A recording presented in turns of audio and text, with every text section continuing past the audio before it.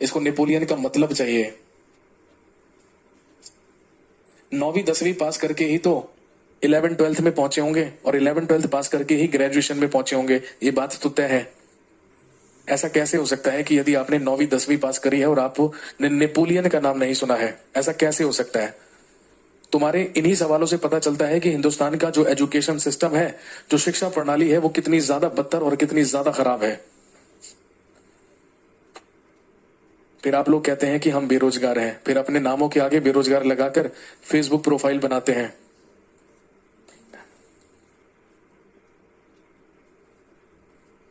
अगर इतनी खराब स्थिति होगी तो भाई साहब बेरोजगार रहना ही ज्यादा अच्छा है।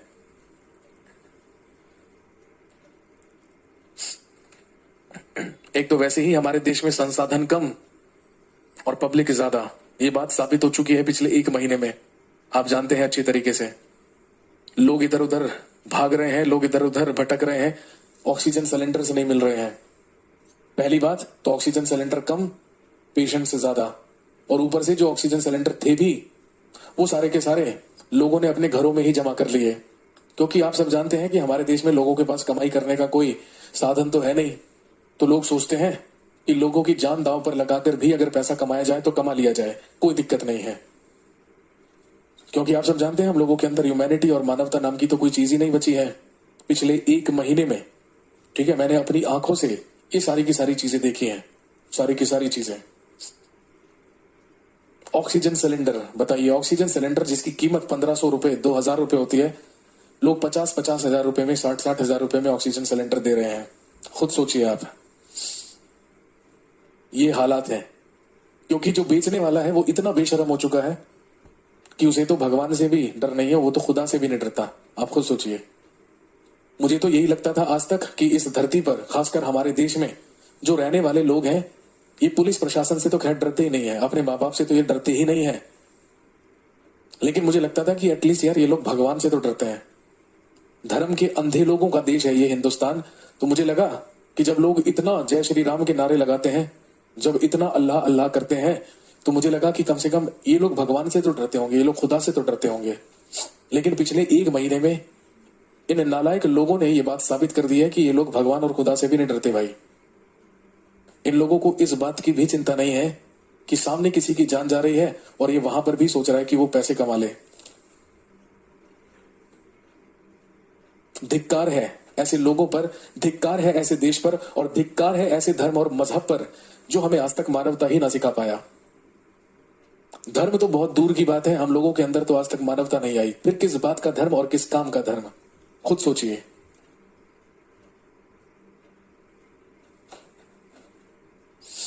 और सीरियसली मैं आपको बताता हूं कि भाई साहब, धन्य है वो लोग जो बिना किसी स्वार्थ के लोगों की मदद कर रहे हैं। ऐसे लोग भी हैं, ऐसे लोग भी मैंने देखे हैं जो बिना किसी स्वार्थ के, बिना किसी अपने फायदे के लोगों की मदद कर रहे हैं, लोगों की मदद करने के लिए सामने आ रहे हैं। ऐसे बहुत सारे लोग हैं, लेकिन उनकी संख्या नालायक लोगों के सामने अगर उनको कंपेयर किया जाए तो उनकी संख्या बहुत कम है, बहुत ज्यादा कम। बहुत ही गिने चुने लोग हैं जिनके अंदर मानवता बची है, अदरवाइज सब लोग उसे बेच खाए हैं। सब लोगों ने बेच दिया है अपने अंदर की मानवता को। यहां पर कुछ लोग लिख रहे हैं गवर्नमेंट चोर है, मोदी जी ने देश का नरक कर दिया, कुछ लोग यहां पर लिख रहे हैं, ठीक है। लेकिन आप सरकार को और मोदी जी को दोष देने से पहले अपने गिरेबान में झांक कर देखिए आप कैसे हैं, ये देखिए पहले। मोदी जी और सरकार को तो हम बाद में कहेंगे, मोदी जी और सरकार की बात तो बहुत बाद में आएगी। यदि आप अपने घर पर हैं और आपको 5 दिन बुखार आया और आपका ऑक्सीजन लेवल कम हो गया और यदि आपको ऑक्सीजन चाहिए तो मोदी जी थोड़ी घर में सिलेंडर लेकर आएंगे। ऑब्वियसली आप मार्केट में जाएंगे, मेरे और आप जैसे लोगों से ही जाकर मुलाकात करेंगे, उन्हीं से जाकर हेल्प मांगेंगे। तो आप देख लीजिए, मोदी जी ने तो नहीं कहा आकर किसी को कि 2000 रुपए का सिलेंडर 50,000 रुपए में बेचिए।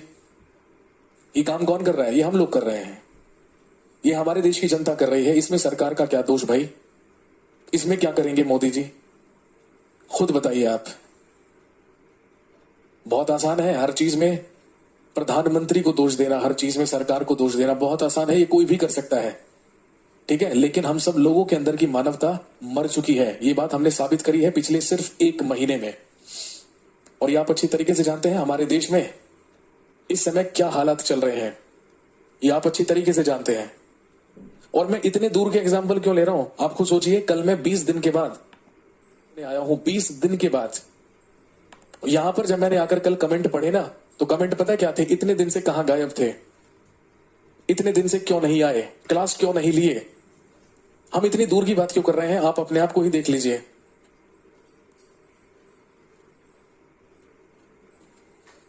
लेकिन ये बात साबित हो चुकी है और ये बात परम सत्य है कि हम लोगों के अंदर मानवता और ह्यूमैनिटी नाम की कोई चीज नहीं बची है। हम सारी की सारी शर्म और लिहाज बेचकर खा चुके हैं। हमारे अंदर योग्यता नाम की कोई चीज नहीं है। हम लोग केवल और केवल गलत तरीके से धांधलेबाजी करके सामने वाले को धोखा देकर ही पैसे कमाने की सोच रहे हैं। और सीरियसली, जो पैसा जिस तरीके से कमाया जाएगा वो पैसा उसी तरीके से खर्च भी होगा। इस बात को हमेशा ध्यान रखें। बताइए यार, हद हो गई, मतलब हद ही हो गई। सारे के सारे प्राइवेट हॉस्पिटल्स, सारे के सारे मेडिकल स्टोर वाले, ऑक्सीजन सिलेंडर विक्रेता, ऑक्सीजन कंसंट्रेटर, आप बिलीव नहीं करेंगे। ठीक है, यहां पर कुछ लोग पूछ रहे हैं कि क्या आपको कोरोना हो गया था? जी नहीं, मुझे कोरोना नहीं हुआ था। मैं पूरी तरीके से सेफ हूं और सुरक्षित हूं। ठीक है, लेकिन मेरे फादर को कोरोना हो गया था। He was serious. मेरे फादर कोरोना पॉजिटिव थे। पिछले 20-25 दिन जो मैंने क्लास नहीं ली है वो इसी वजह से नहीं ली थी। वो कोरोना पॉजिटिव थे, हॉस्पिटलाइज्ड भी थे, ऑक्सीजन पर भी थे। लेकिन अब धीरे धीरे रिकवर कर रहे हैं, अब धीरे धीरे ठीक हो रहे हैं।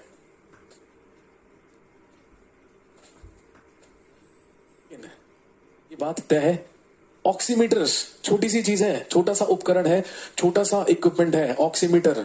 आप सब जानते हैं, है ना? ऑक्सीमीटर की औकात कितनी होती है पता है ना? 200-300 रुपए होती है। चाइनीज माल सारा का सारा। पहली बात तो, है ना, जिस चाइना को हम गाली दे रहे हैं उस चाइना के बिना तो हम सांस नहीं ले सकते हैं, क्योंकि ऑक्सीजन कंसंट्रेटर भी हमें चाइना से ही तो मिल रहे हैं। चाइना ही तो दे रहा है। तो आप खुद सोच लीजिए, जिस चाइना को आप गाली देते हैं ना, आप सांस भी चाइना की वजह से ले रहे हैं। जिस ऑक्सीमीटर में उंगली डालकर आप अपना ऑक्सीजन लेवल चेक करते हैं, वो ऑक्सीमीटर भी आपको चाइना दे रहा है। सोचिए, कल्पना कीजिए।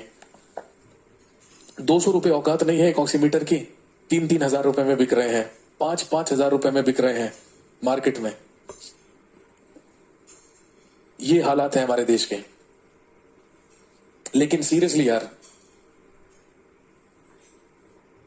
अपने आप के अंदर सुधार लाइए। किसी को दोष देने से कोई मतलब नहीं है। यहां पर कुछ लोग है ना, सरकार ये है, सरकार वो है, मोदी जी ये है, केजरीवाल वो है, योगी आदित्यनाथ वो है। अरे वो तो जो है वो है, ठीक है, लेकिन आप पहले खुद सुधर जाओ। क्योंकि ये बात पूरी तरीके से सत्य है। ठीक है, प्रैक्टिकली यदि हम ढूंढने चले तो हजार में से एक, या इतना भी नहीं, 1000 में से कोई एक ही व्यक्ति होगा जो सड़क पर आकर दूसरों की हेल्प करने के लिए तैयार होगा। इसलिए भाई, सबसे पहले तो अपने अंदर मानवता ले आइए। सबसे पहले तो अपने अंदर ह्यूमैनिटी ले आइए। ये अगर ह्यूमैनिटी नहीं है तो फिर जिंदगी में कुछ नहीं है, सीरियसली। और जिस तरीके से आप सब जानते हैं हमारे देश में प्रतिदिन मृत्यु हो रही है, जिस तरीके से हर जाति का, हर समुदाय का, हर एज ग्रुप का, हर स्टैंडर्ड का व्यक्ति मर रहा है, इससे हमें साफ साफ ये तो पता चल गया है, चाहे आप करोड़पति हो, चाहे आप रंक हो, चाहे आप भिखारी हो, लेकिन जब ऊपर वाले की लाठी चलती है तो वो सबके लिए इक्वल होती है, वो सबके लिए बराबर होती है। ना तो यहां पर पैसा काम आएगा, ना ही यहां पर हिंदू और मुसलमान काम आएंगे, ना ही यहां पर श्री राम और अल्लाह काम आएंगे। यहां पर केवल एक ही चीज आएगी काम, जो क्या है? ह्यूमैनिटी, मानवता। इसलिए यदि आप लोग 18 वर्ष के हो चुके हैं, डेफिनेटली ज्यादातर लोग हो गए होंगे, तो सबसे पहले जल्दी से जल्दी वैक्सीनेशन करवाइए, जल्दी से जल्दी वैक्सीन लगवाइए। चाहे कोवैक्सीन लगवाइए, चाहे कोविशील्ड लगवाइए, दोनों बिल्कुल सेम है, कोई भी दिक्कत नहीं है। लेकिन फटाफट से वैक्सीनेशन करवाइए, सारी गाइडलाइंस का पालन कीजिए, बहुत जरूरी है। जान है तो जहान है। जीवित रहे तो ही कल क्या होगा ये देख पाएंगे, लेकिन यदि जीवित ही नहीं रहे तो फिर किस बात की टेंशन, फिर काहे की पढ़ाई, काहे का जीएस का बैच, काहे की एग्जामिनेशन, काहे क्या क्वालिफाई करना, सब धरा का धरा रह जाएगा। ठीक है, जी हाँ, बिल्कुल, मैं वैक्सीनेशन करा चुका हूं। मेरी फर्स्ट डोज मुझे लग चुकी है। 6 मई को मैंने वैक्सीनेशन करवा लिया था, फर्स्ट डोज मैं ले चुका हूं। कोवैक्सीन मुझे लगी थी। अगली जो डोज है वो 3 जून के बाद लगेगी। ये आप अच्छी तरीके से जानते हैं, 28 दिन का पीरियड होता है। तो जिसके लिए भी पॉसिबल हो या जिसके भी आसपास लोकेलिटी में वैक्सीनेशन शुरू हो गया हो तो फटाफट से लगवा लीजिए। जितना जल्दी लगवा लेंगे उतना जल्दी सही रहेंगे। Precaution is better than cure. लेकिन सुधर जाइए, अभी भी वक्त है, ठीक है, सुधर जाइए, क्योंकि सब यहीं पर रखा रह जाएगा, कुछ भी साथ में लेकर नहीं जाने वाले। ये बात साबित हो चुकी है, ये बात सिद्ध हो चुकी है। जो लोग इस समय बिल्कुल ठीक ठाक हैं, पूरी तरीके से सुरक्षित हैं, तो भगवान का शुक्र मनाइए कि आप लोगों ने कोई अच्छे कर्म करे होंगे या आप लोगों के माँ बाप ने कभी अच्छे कर्म करे होंगे कि आप लोग अभी तक सुरक्षित हैं। नहीं तो हालात इतने ज्यादा त्रासदी वाले हैं, कितना ज्यादा हाहाकार मचा है पूरे देश में, ये किसी से भी छुपा नहीं है, ये सब लोग जानते हैं।